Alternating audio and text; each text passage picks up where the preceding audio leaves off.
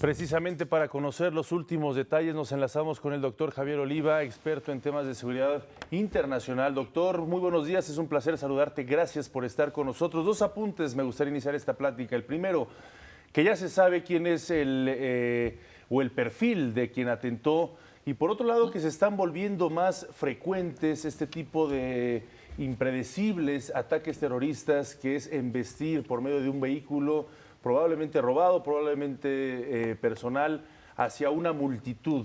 Esta es una nueva forma de actuar que se ve más recurrentemente, o se ha visto de manera más recurrente en los últimos ataques terroristas, sobre todo allá en Europa. Doctor, gracias por estar con nosotros, un placer saludarlo. Gracias, Omar Pati. Buenos días y buenas tardes acá desde Londres. Bueno, habría que decir dos cosas. Una, que de acuerdo a lo dicho por la mismísima primera ministra Theresa May, el perpetrador del atentado terrorista de ayer en Londres es un británico de nacimiento, lo cual pues de alguna forma le quita un poco de argumento a todas estas posiciones xenófobas y racistas que han proliferado últimamente en distintas partes del mundo. Y aunque todavía no dan a conocer el nombre, de hecho las autoridades le han pedido a los medios de comunicación que eviten identificar por su nombre al responsable del ataque, pues mientras siguen avanzando las investigaciones, para no alertar a los posibles entornos de apoyo o financiamiento que pudiera tener hasta que no concluyan las investigaciones. Y lo segundo, Omar, lo que señala es muy importante, y sobre todo para sociedades como la nuestra. ¿Por qué se está recurriendo a la utilización de estos vehículos de carga, o como el de ayer, que era un vehículo alquilado en una ciudad al noreste de Londres, que es Birmingham? Una razón muy importante y que a nosotros nos suena mucho: el muy estricto control de armas que hay en el Reino Unido, en Francia, en la mayor parte de los países. De hecho, el atentado que se llevó a cabo en Bélgica hace exactamente un año, en el aeropuerto, que fueron atentados con explosivos y armas, también en una estación cercana a la de Molenbeek.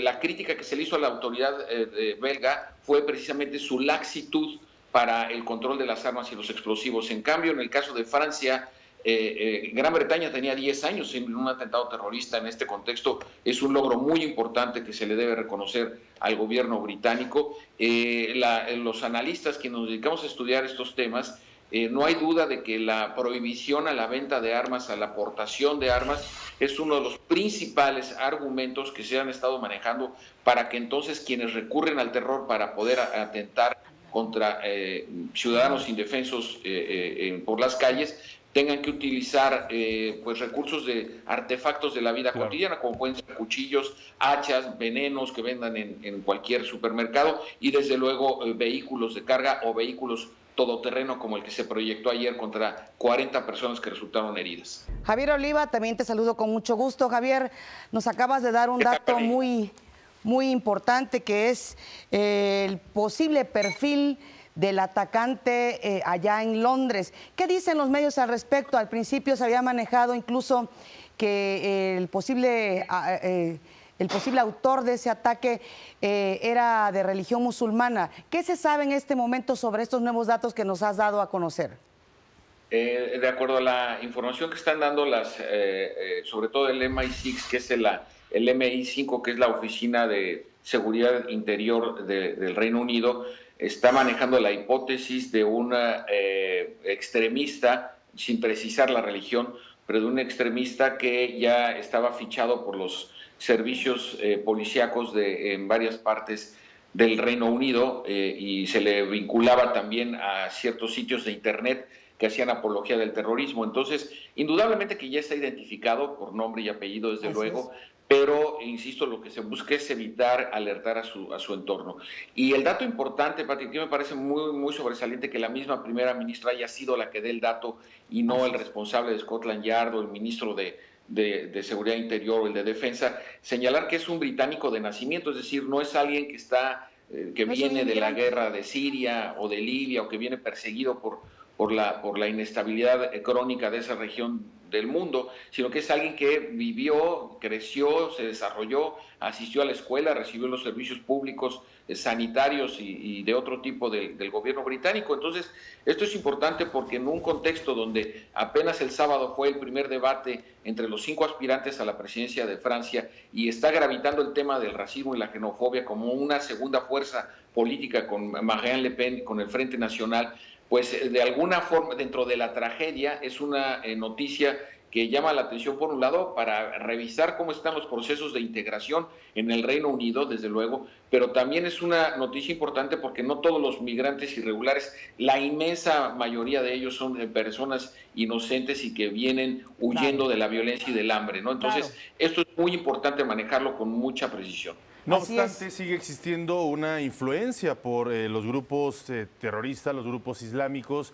De hecho, la agencia EFE acaba de dar a conocer que el Estado Islámico ya asumió la autoría de este atentado. Esto lo informó la agencia de noticias AMAC. ¿Cómo está configurada esta red de distintos grupos terroristas actualmente en el mundo? Sí, todavía esta relación es difícil que se pruebe.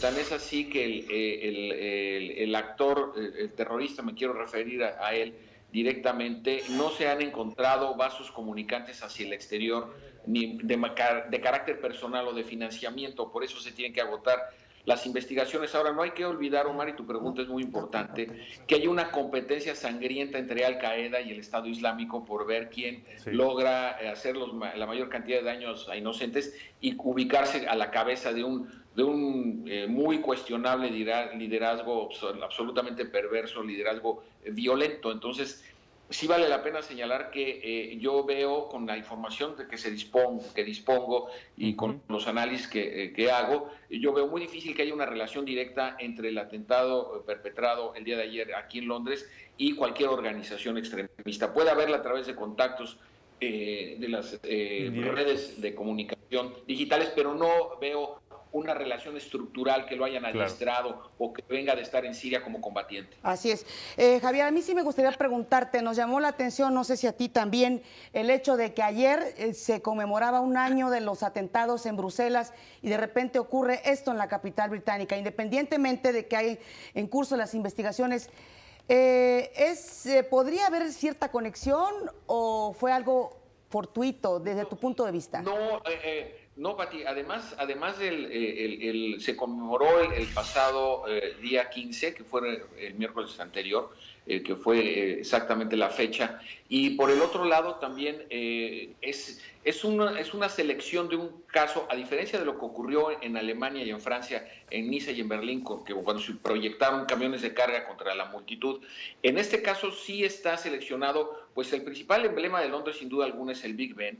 Estaba sesionando el Congreso, tenía la sesión de control parlamentario que se le llama, que es cuando la oposición hace sus preguntas y críticas al gobierno en turno. Estaban sesionando y por el otro lado también ya se autorizó por parte de la reina Isabel para que el gobierno británico comience las negociaciones formales el próximo 29 de marzo para la salida del Reino Unido de la Unión Europea. Y por si fuera poco, recordemos que también el miércoles pasado fueron las elecciones en Holanda, donde la alterderecha xenófoba y racista de Wilders fue derrotada, aunque quedó en segundo lugar. Entonces, el contexto político en el que se da, más las elecciones en Francia, más las elecciones de octubre en Alemania, más las restricciones que lanzó las autoridades estadounidenses y británicas para que pasajeros de aviones que vinieran de 8 países del norte de África y de Oriente Medio no pudieran subir a la cabina con sus tabletas ni con sus computadoras personales y solo con el teléfono. Entonces estamos hablando de un ambiente, pues lamentablemente tan entreverado, tan complejo, donde actos como estos pues tienen repercusiones inmediatas en distintas partes del mundo. Nada más veamos lamentablemente la lista de las personas que resultaron atropelladas. La mayor parte son niños, y esto también es muy importante decirlo.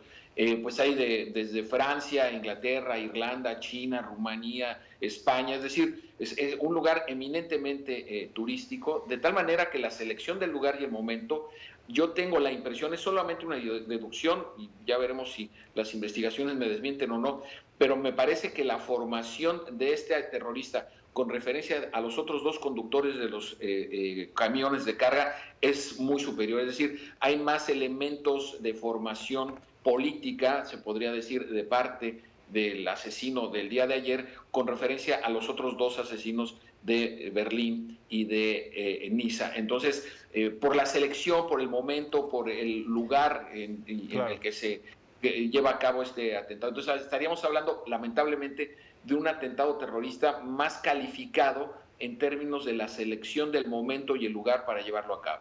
Perfecto, Javier Oliva, pues muchas gracias por tu análisis y por supuesto nos mantenemos en contacto. Muy buenos días desde la Ciudad de México hasta Londres. Buenas tardes.